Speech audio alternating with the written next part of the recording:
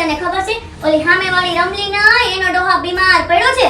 લે કોને કીધું ગામ આખાની પંચાયત કરે તે બીમાર જ પડે ને. પણ આપણે કોઈની પંચાયત ન કરી કા. ના આપણે તો હરીના રામ ગાય ને વાહ વાહ જે. એટલે તને ખબર છે એના ડોહાને કે દવાખાને જ લઈ ગયા. તો અરે એના ડોહાને છે ને ઓલા સૌરાષ્ટ્ર હોમિયોપેથિક વાળા છે ને એનો કોન્ટેક્ટ કર્યો છે.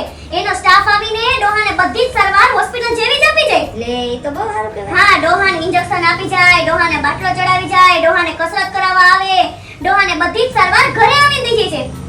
ઓલી રમલીને તો દવાખાનાનો ખર્ચો ન હોય ને ટિકિટ ભાડાનો ખર્ચો નહીં, બધી જ સારવાર ઘરે આવીને દઈ જાય છે અને એ પાછી રીઝનેબલ પ્રાઇસમાં. એ તો સારું કહેવાય. ડોહાને હેરાન નહીં થવાનું. ખાટલે બેઠા જ બધી સારવાર મળે.